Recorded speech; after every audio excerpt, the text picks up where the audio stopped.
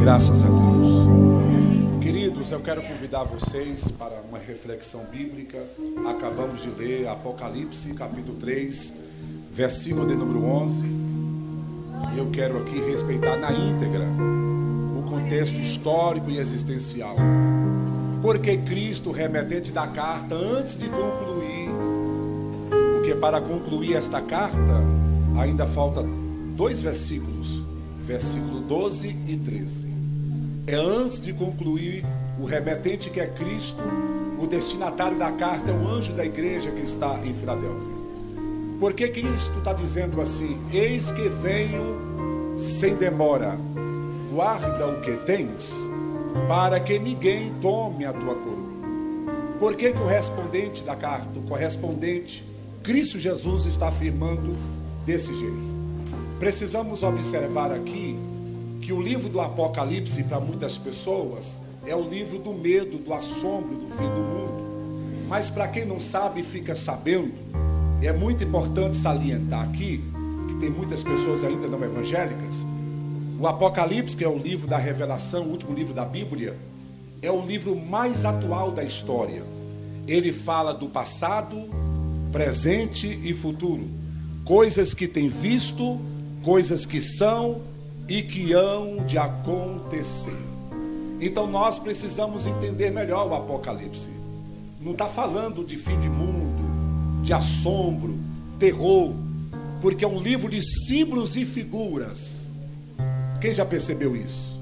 De guerras, mas as guerras sempre terminam em paz.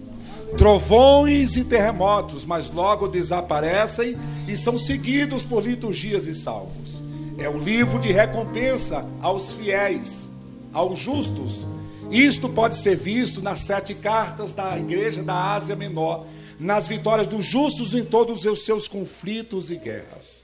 Portanto, meus amados e queridos irmãos, o Apocalipse é um livro de otimismo, eu gosto muito disso, porque em toda parte do livro, o eterno Deus, ele vence o inimigo, e o Cordeiro, que é Cristo Jesus, ele triunfa para todo sempre. O autor do livro é conhecido como apóstolo do amor. Apóstolo do amor. Eu estou falando do filho de Zebedeu, e atribuído a ele o Evangelho de João e as 3 epístolas universais. E João desfrutou de uma profunda comunhão, porque ele foi discipulado pelo próprio Cristo, e ele inclinou-se no peito do mestre somente uma vez. Ele teve o privilégio de ser discipulado pelo próprio Cristo, o escritor do Apocalipse. E diz a história sobre João, que ele passou por uma perseguição muito grande, uma afronta, pelo imperador chamado Domiciano, no ano 94 DC, depois de Cristo. Tentavam matar João em um tacho de azeite quente, fervente, e ele foi salvo pelo milagre de Cristo. João estava na ilha chamada Pátimos, e Pátimos era uma ilha montanhosa sem vida, era como se fosse uma prisão sem grade, uma ilha de difícil acesso. E alguém pode perguntar: pastor Marcos, por que João foi exilado para a ilha chamada Pátimos? Ora, ele mesmo disse que foi exilado para a ilha por causa da palavra e do testemunho de Cristo Jesus. Precisamos observar que o anjo da igreja que está em Filadélfia escreve. Uma carta tem o remetente, o correspondente divino, que é Cristo, endereçada à igreja, ao anjo da igreja que está em Filadélfia. E Jesus, ele está supervalorizando os pastores da igreja da Ásia Menor. Cristo é o remetente da carta, o destinatário da carta é o pastor, o anjo da igreja que está em Filadélfia. Eu quero abrir um parênteses aqui para comentar com os irmãos e aplicar esta palavra. Em uma época em que muitas pessoas ficam denigrindo a imagem de um pastor, que fica tocando no ungido de Deus, Cristo, ele vem na contramão e chama os pastores de anjo. mensageiro, porta-voz de Deus, dispenseiros dos mistérios do Senhor. Toma cuidado, cuidado. Tem muitas pessoas tocando no ungido de Deus, e é bíblico. Ai daqueles que tocam nos ungidos do Senhor e maltrata um profeta de Deus. Cadê os ungidos aqui na ceia do Senhor? Cadê os profetas e profetisas aqui nesse lugar? Jesus está supervalorizando os pastores e está chamando os pastores de anjo. Ao anjo da igreja que está em Filadélfia, o remetente é Jesus, o destinatário é o pastor da igreja. E o nome Filadélfia no grego significa amor fraternal, de amigos, de irmãos, até de parente ou família. A igreja de Filadélfia é o retrato, senhoras e senhores, como deve ser uma igreja do coração de Deus. Tudo que Cristo falou para esta igreja no passado, ela serve para os dias atuais, para esta última hora. E é interessante, para quem conhece a história, vai perceber que a igreja de Filadélfia era pequena. Não somente a igreja, mas a cidade também de Filadélfia era pequena comparada às demais igrejas.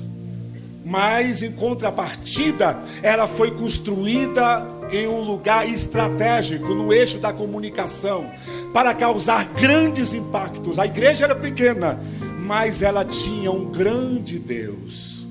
Quem aqui está servindo o grande Deus? Quem crê que Deus é grande, é magnífico, é extraordinário? Pode ser que você seja pequeno, mas o Deus que você serve, Ele é grande. Não há Deus maior, não há Deus melhor. Você crê na grandeza desse Deus? E diz a história que a igreja de Filadélfia, ela foi construída em uma elevada montanha que era uma fortaleza natural, no alto. Todo mundo que passava por aquela via contemplava a igreja do amor fraternal. O exército de César passava por ali e contemplava. Olha lá, a igreja do amor fraternal, Filadélfia. Mas como ela foi construída sobre uma elevada montanha, que era uma fortaleza natural, ela também era sujeita a vulcões e terremotos que frequentemente ocorriam ali. E diz a história, eu quero chamar a sua atenção, por favor.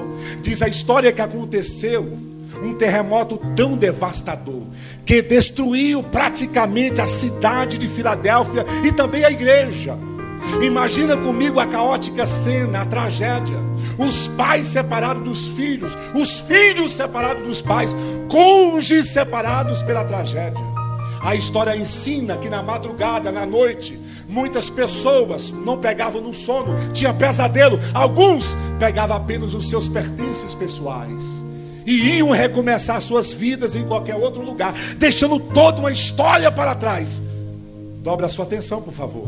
Foi nesse momento catastrófico, foi nesse momento do caos, do terremoto, que o correspondente divino, remetente da carta, Jesus, antes de concluir a carta, ele disse: eis que venho sem demora, guarda o que tens, para que ninguém tome a tua coroa. Erga suas mãos para o terceiro andar.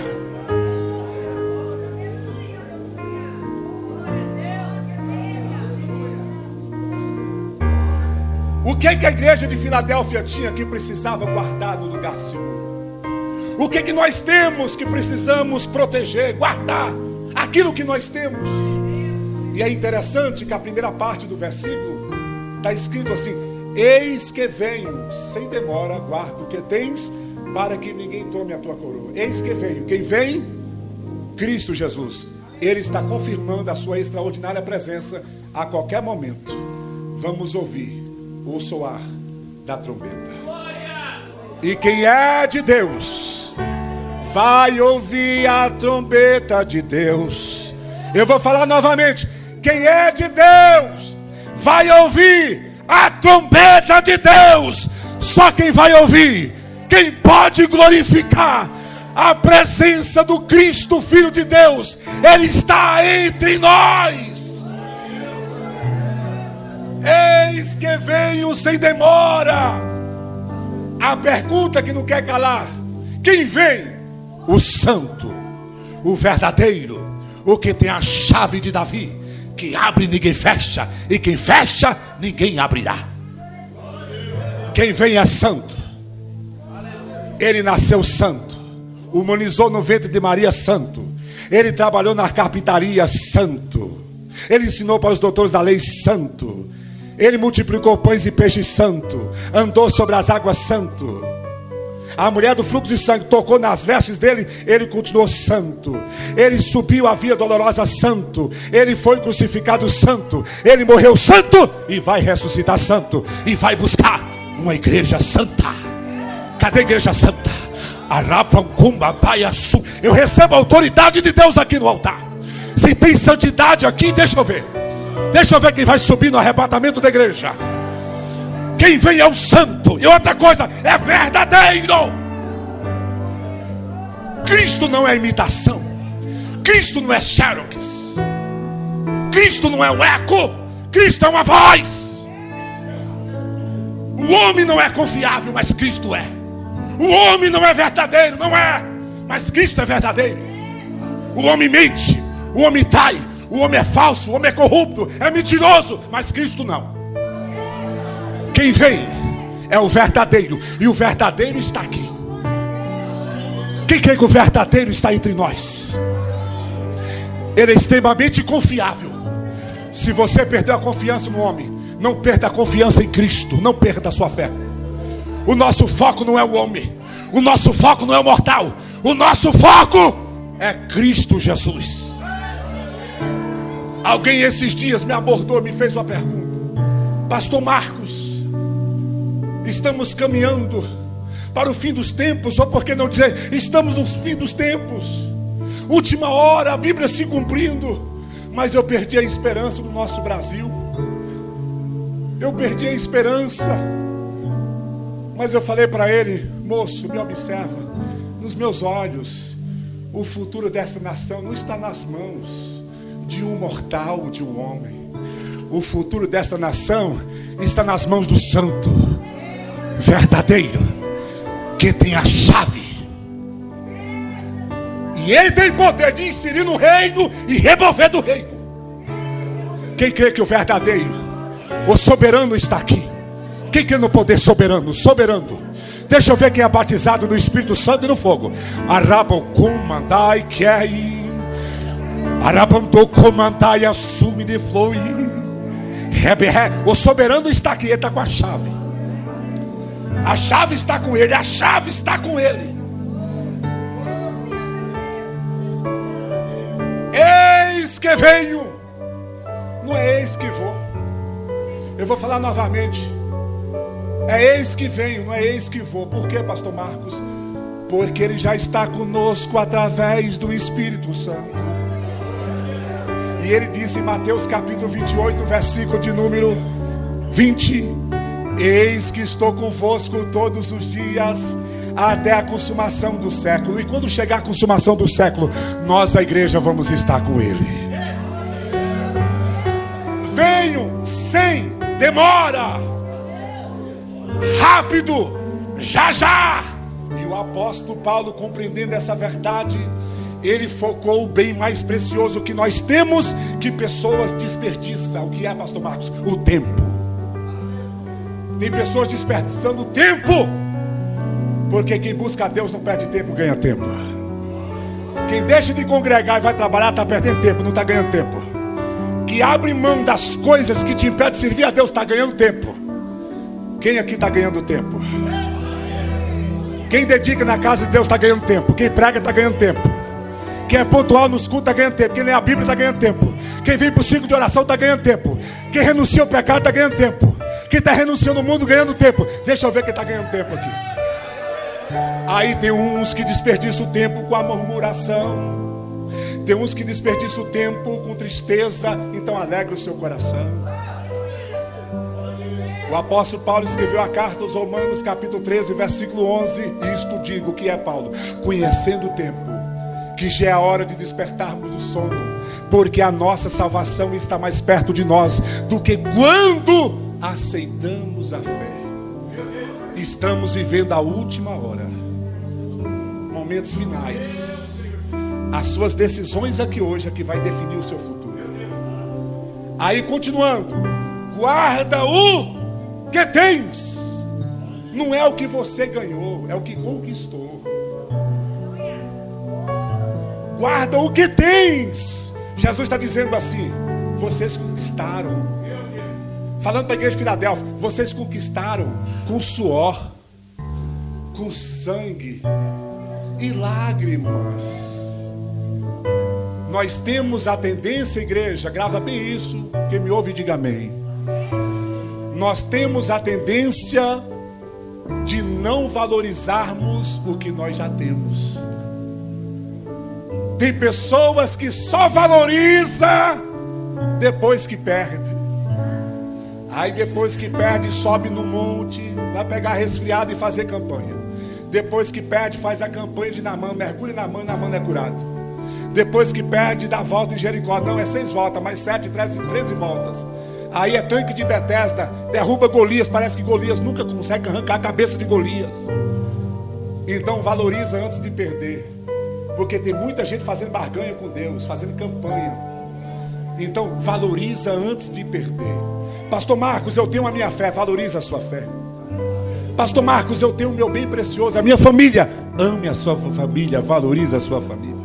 Pastor Marcos, eu tenho o meu emprego. Valoriza o seu emprego. Pastor Marcos, eu tenho amigos. Valoriza o seu amigo. Pastor Marcos, eu tenho uma igreja abençoada, um pastor alegre, próspero, abençoado, feliz, uma pastora linda, maravilhosa, uma tenda, um povo simples, mas é um povo alegre. Valoriza, porque o tempo da tenda vai passar. Guarda o que tens. Quem vai valorizar o que já tem? Quem aqui está valorizando? Mas o que a igreja de Filadélfia tinha de tão precioso que precisava guardar? Entre muitas qualidades da igreja de Filadélfia, destacaremos algumas. Aí está escrito no capítulo 3, versículo 8, que me ouve e diga amém. Eu sei as tuas obras. Quando Jesus está falando para a igreja de Filadélfia, eu sei as tuas obras, não está falando de trabalho, labor. Porque quando é trabalho, Jesus especifica, Apocalipse 2:2, falou para a igreja de Éfeso que deixou o primeiro amor. Eu sei as tuas obras, o teu trabalho, o teu labor. Quando Cristo está falando, eu sei as tuas obras, pastor Eduardo está falando assim, olha, eu sou o espectador da minha igreja. Eu conheço a história e valorizo ela. A Assembleia de Deus é 112 anos no Brasil. Estou falando, 112 anos no Brasil, pregando o evangelho do reino, batizando muitas pessoas.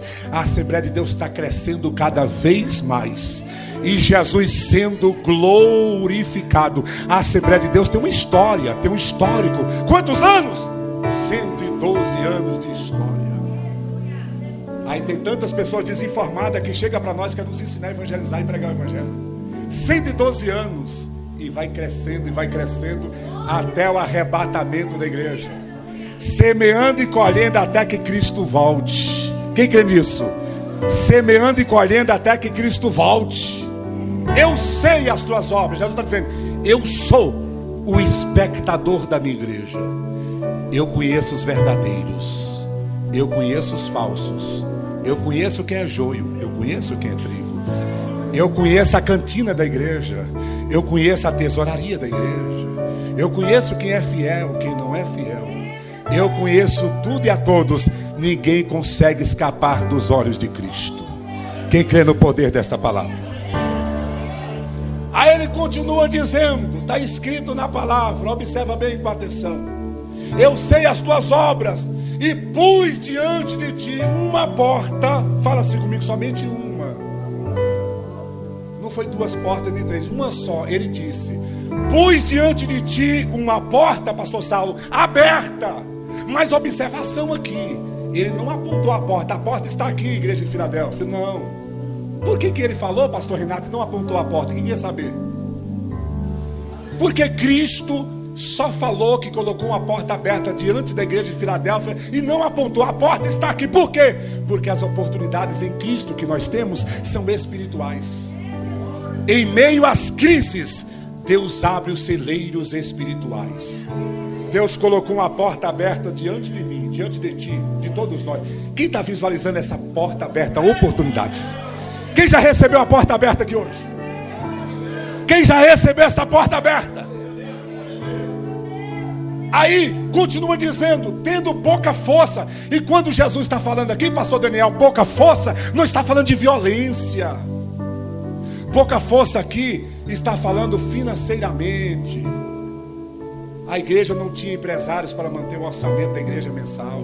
Não tinha empresários, homens políticos de negócio da igreja de Filadélfia. Por causa do terremoto, da tragédia, a igreja era fraca financeiramente. Tendo pouca força, mas a igreja tinha dependência de Deus. Irmãos, vamos aprender na prática, viver na dependência de Deus. Vamos ter uma fé bíblica enraizada em Cristo Jesus. Tem dependência de Deus aqui? A igreja de Filadélfia não tinha dinheiro, mas continuava com a visão missionária. Tem pessoas por aí que não faz a obra porque a visão é materialista. Lá não tem renda, lá não tem gente, lá ninguém está me assistindo. Que amor é esse que você tem, rapaz? Deus pode te enviar para o deserto. Vai para o deserto, rapaz. Deus vai cuidar de você lá. Quando Deus envia, Ele garante, Ele responsabiliza. Deus colocou uma porta aberta aqui. Tendo pouca força, aí continua. Tendo pouca força, mesmo passando por crise financeira, guardasse a minha palavra. E o guardasse aqui é singular, dia após dia, guardasse a minha palavra.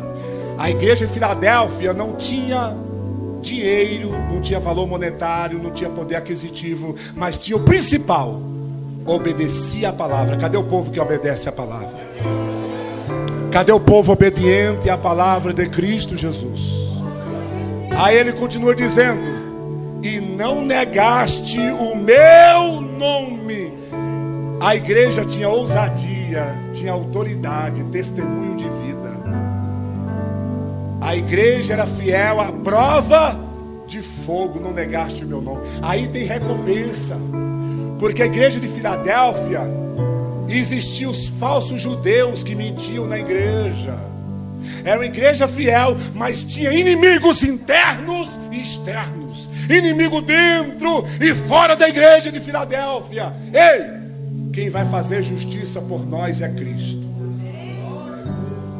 Eu os farei, deixa comigo, igreja fiel. Eu os farei da sinagoga de Satanás.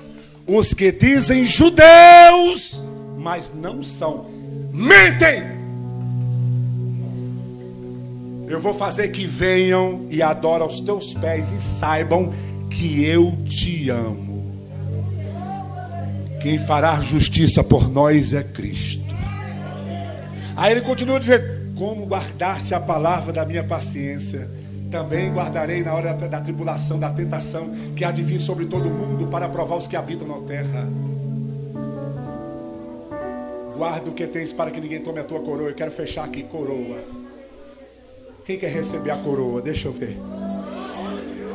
Quem está preparado para receber a coroa? E vou fechar essa palavra, já se prepara para servir a ceia. A coroa é o seguinte, olha: poder, grau elevado, honra, dignidade. Deus tem honra para a sua vida. Aí eu vou fechar o versículo 12, correto? Versículo 12, posso fechar? Está escrito assim: aos vencedores. Tem vencedores aqui? Quem vencer? Tem vencedores aqui? É Cristo que está dizendo: eu farei coluna no templo do meu Deus. Uma pergunta básica: coluna serve para quê? Para construção? A coluna é sustentação, firmeza. Cristo está falando: vai ter firmeza no reino comigo, vai reinar comigo. Eu vou fazer de você coluna no templo do meu Deus. E no templo do meu Deus escreverei: jamais sairá de lá. E outra coisa: na cidade do meu Deus, que é a nova Jerusalém, que desce do céu. E eu vou receber um novo nome. Quem está preparado para receber o novo nome? Quem aqui é coluna? Quem aqui é firmeza? Aí termina assim, versículo 13. Faça assim com a sua mão. Quem tem ouvidos? Quem tem ouvidos? Ouça o que o Espírito diz às igrejas. Vou falar novamente. Quem tem ouvidos? Ouça o que o Espírito diz às igrejas. Grava bem isso na tábua do teu coração. O Espírito Santo é o interlocutor. Jesus disse assim para João: escreve. Por quê, Cristo? Porque quem convence o homem do pecado, da justiça e do juízo é o Espírito Santo. Aleluia. Cristo disse para João: escreve. Porque quem convence o homem do pecado, da justiça e do juízo é obra do Espírito Santo. O Espírito Santo está aqui aplicando a palavra. Você crê? Coloca a mão no teu coração. O Espírito Santo é que está aplicando esta palavra. É Ele que convence o homem do pecado, da justiça e do juízo. É obra do Espírito Santo. E pode ser hoje uma noite da grande salvação. Quem recebe esta palavra? Quem tem ouvidos, ouça o que o Espírito diz às igrejas. Só quem vai receber esta coroa de glória, glorificando o Deus de Israel.